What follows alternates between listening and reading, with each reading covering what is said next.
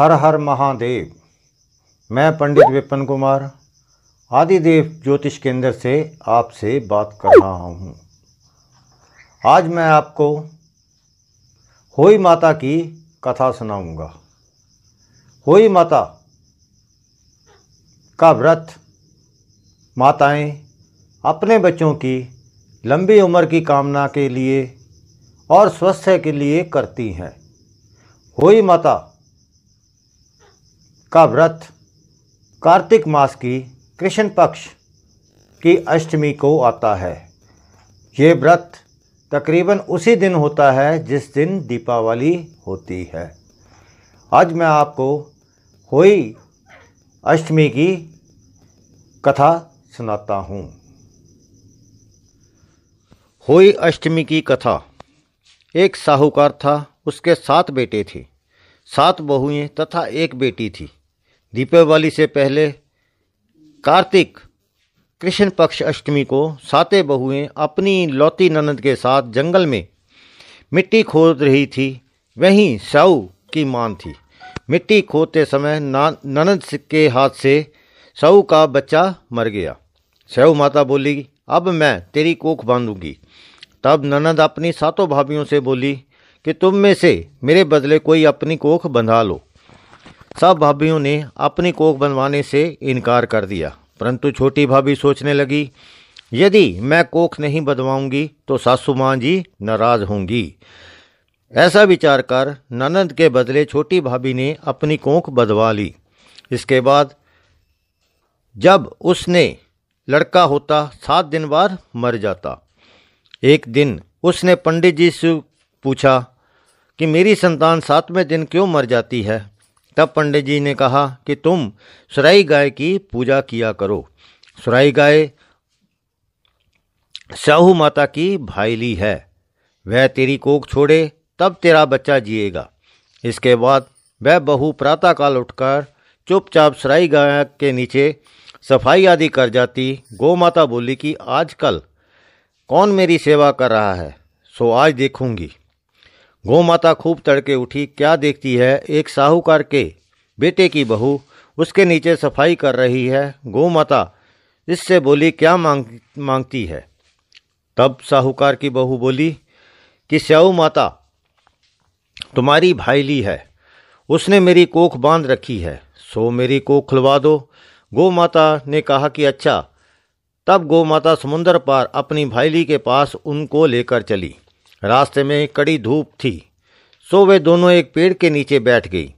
थोड़ी देर में एक सांप आया। उसी पेड़ पर गरुड़ पंखनी का बच्चा था, उसको डसने लगा। तब साहूकार की बहू ने सांप मारकर झाल के नीचे दबा दिया और बच्चे को बचा लिया। थोड़ी देर में गरुड़ पंखनी आई तो वहां पर खून पड़ा देखकर साहूकार की बहू के चोंच मारने लगी।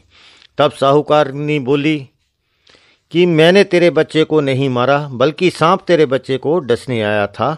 मैंने तो उससे तेरे बच्चे की रक्षा की है। यह सुनकर गरुड़ पंखनी बोली कि मांग तू क्या मांगती है। वह बोली, 7 समुंदर पार स्याऊ माता रहती है, मुझे उसके पास पहुंचा दे। तब गरुड़ पंखनी ने दोनों को अपनी पीठ पर बिठाकर स्याऊ माता के पास पहुंचा दिया। स्याऊ माता उन्हें देखकर बोली कि आ बहन, बहुत दिनों में आई। फिर कहने लगी, बहन सिर में बहुत जूं पड़ गई है। तब सुराही के कहने पर बहू ने सिलाई से उसकी जुएं निकाल दी। इस पर स्याऊ माता प्रसन्न होकर बोली कि तूने मेरे सिर में बहुत सिलाई गेरी है, इसीलिए तेरे 7 बेटे और बहुएं होंगी। वह बोली, मेरे तो एक भी बेटा नहीं, 7 बेटे कहाँ से होंगे। स्याऊ माता बोली, क्यों, क्या बात है। तब वह बोली, वचन दे तो बताऊं। स्याऊ माता बोली, वचन दिया, वचन से फिरूं तो धोबी के कुंड का कंकरी हूं। तब साहूकार की बहू बोली, मेरी कोख तो तुम्हारे पास बंद पड़ी है। ये सुन स्याऊ माता बोली, तूने मुझे बहुत ठग लिया। मैं तेरी कोख खोलती तो नहीं, परंतु अब खोलनी पड़ेगी।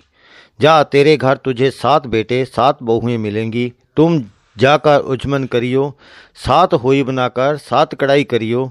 वह लौटकर घर आई तो वहाँ देखा 7 बेटे 7 बहुएं बैठे हैं। वह खुश हो गई। उसने 7 होई बनाई, 7 उजमन किए तथा कड़ाई की।